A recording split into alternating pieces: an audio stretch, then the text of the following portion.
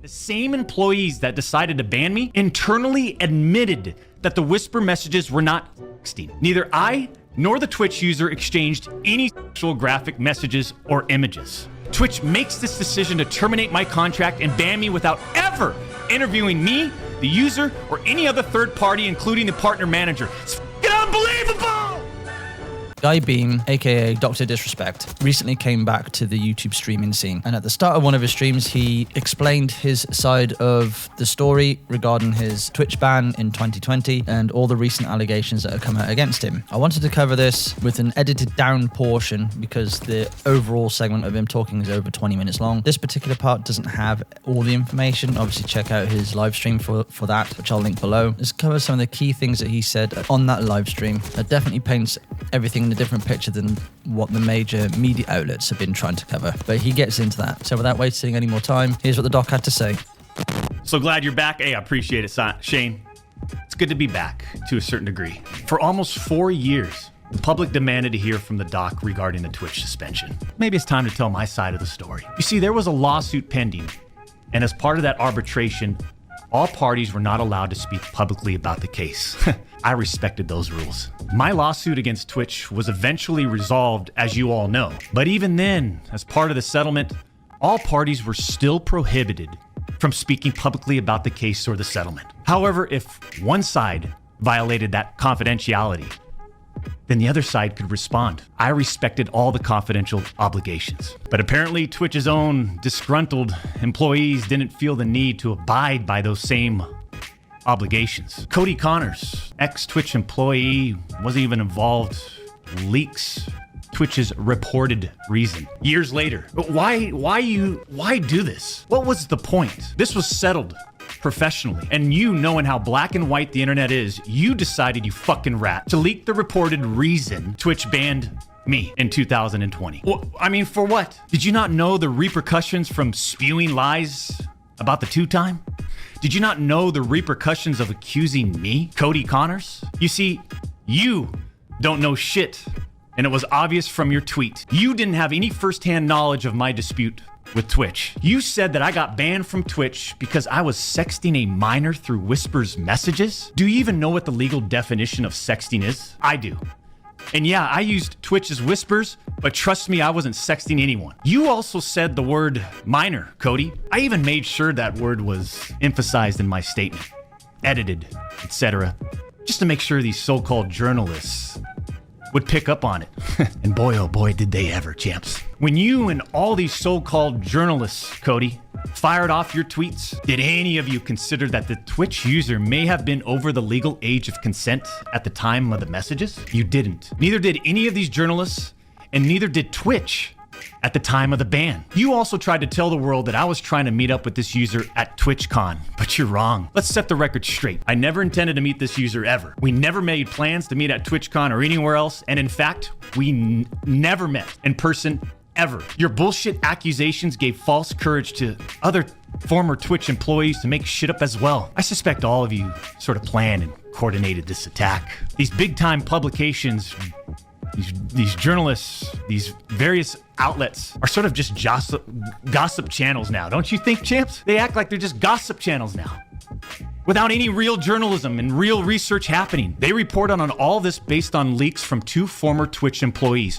one of whom was supposedly on the trust and safety team. If these anonymous sources worked on the trust and safety team at the time of my Twitch suspension in 2020, then you would hope they would tell the truth. But apparently that's just too much to ask. If these former trust and safety team members, and by the way, I know exactly who they are, actually had firsthand knowledge, then what they conveniently left out is, 1, Twitch's trust and safety team, the same employees that decided to ban me, internally admitted that the Whisper messages were not sexting. And 2, Twitch's trust and safety team, the same employees that decided to ban me, internally acknowledged that the Whispers did not constitute child sexual abuse material CSAM. I'll say it again. Neither I nor the Twitch user exchanged any sexual graphic messages or images. Cody Connors and these other anonymous sources are trying to paint a picture that I was exchanging sexually explicit messages and photos with this Twitch user. That never happened. I even used the word inappropriate purposely. And look at how it's defined by everyone, champs. Huh? Including these defaming articles. I'm sorry, but mutual bantering with inappropriate jokes taken out of context should have never led to me getting banned from Twitch in the first place. I mean, how would each of you look if all of your private DMs, your text messages, your chats were looked at, dissected, and taken out of context by someone who's deliberately trying to find something inappropriate in those words? And this is not a situation where a victim publicly accuses someone of wrongdoing. That never happened here. We're talking about allegations that Twitch made against me as a half-baked reason for justifying their actions of suspending and shutting down my channel. Allegations that Twitch made without even a legal analysis of whether the whisper messages were legal. You see, I engage with my community. I engage with other streamers. And through Twitch Whispers, I communicate with Twitch users. Conversations that consisted of a variety of playing games and gaming politics, content creation, random stuff. This was the extent of my whispers with this Twitch user. On June 21st, 2020, my ex-Twitch partner manager learns that I exchanged whispers with a Twitch user. And I say ex-partner manager because for years, this guy didn't do anything for me, my community, or my channel. For years. I'm talking no front page love. You're talking about the face of the platform, right? Literally. The face of the platform. And I know Champions Club remembers this. We got zero front page love on the website.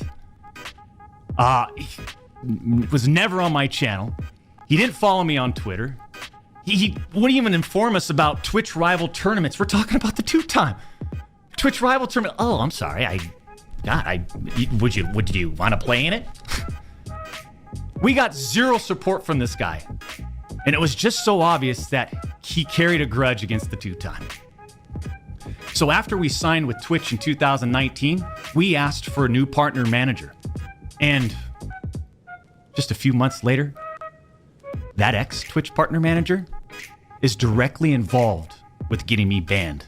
Coincidence? The Twitch user tells the ex-Twitch partner manager that they do not want to report anything to Twitch. I'll repeat that sentence one more time just in case anybody missed that one. The Twitch user tells this ex-Twitch partner manager that they do not want to report anything to Twitch. But this ex-Twitch partner manager encourages the user and even directs them to file a report directly with Twitch, even though the user told him clearly that we never physically met anywhere and that no photographs were exchanged. On June 24th, 2020, Twitch's special operations team receives and reviews the user's report. They find no issues and determine that it did not warrant any further escalation to Twitch's law enforcement response team. That would have been the end. That should have been the end. But that partner manager, oh boy, did he had it out. He had it out for the two-time. He finds out that no further action will be taken, so what does he do? He personally escalates the report to a friend on the Twitch's LER team. The LER team, remember, that's the Twitch's law enforcement response team. He escalates the report to a friend on Twitch's LER team. So a day later, on June 25th, the LER analyst pulls the entirety of the whisper messages and begins discussing them with his director of the LER team. Mind you, this director is on vacation at that time and does not have access to their computer or work files. Let me just remind you, I went through a multi-year big-time arbitration, okay? And, you discover a lot of stuff. Mind you, this director is on vacation at that time. The LER analyst cherry picks and sends a few targeted excerpts out of context from the whisper messages to this director. Now, if you do this, you can make anyone's messages look inappropriate, even when they aren't. Within less than 1 hour, this LER analyst and his director have made the decision to suspend me from Twitch. Twitch submits a report to NCMEC. You guys all read those little articles, huh? The NCMEC. Twitch submits that report, the National Center for Missing and Exploited Children.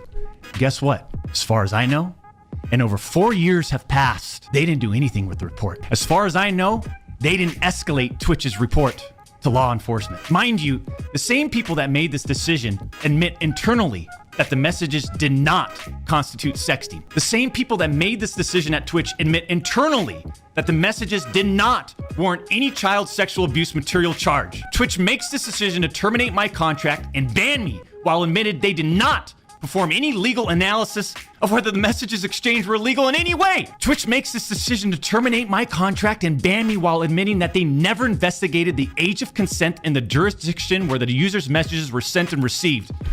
Twitch makes this decision to terminate my contract and ban me without ever interviewing me, the user, or any other third party, including the partner manager. It's fucking unbelievable!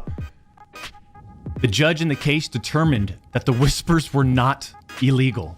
And all these people, they all act like they're just so perfect. I'm not perfect. I don't claim to be perfect. Sometimes I do. But I also didn't do all this shit that they're saying I did. But then that doesn't make a story, right? There we have it. That was Dr. Disrespect. Guy Beam on his side of the story covering the recent sexting allegations against him. What do you guys think? Do you think he's innocent? Do you think he's just lying the system? Do you think he's lying? Do you think Twitch is lying? On the other hand, I mean, I'm leaning more towards I think he's innocent, but I think there's still yet a lot more information that is to come to light regarding what's been going on. I don't think this is over by any stretch of imagination. This has been going on for 4 years, so it could go on for another 4 years, but I think there's more information that is going to come to the public's eye, and we'll see whether it paints Doc in a good light. If Twitch were justified in their ban of him, I mean, with all the shady shit that's been going on at Twitch, I mean, I'm more inclined to believe what Doc had to say. But I don't know. Leave your comments below. I guess we'll see hopefully soon if any more information comes to light, especially about his ex-Twitch manager and ex-Twitch employees, about the stories that they came up with. If you want to watch the full clip of the live stream where he talks about this, I will leave the link to the live stream below. Thank you for watching, and if you enjoyed this content, I'm looking to make a comeback on YouTube, and hopefully this is a step in the right direction. If you're new here, I would appreciate a subscribe. I'll see you guys later. I've got to get my ass to work.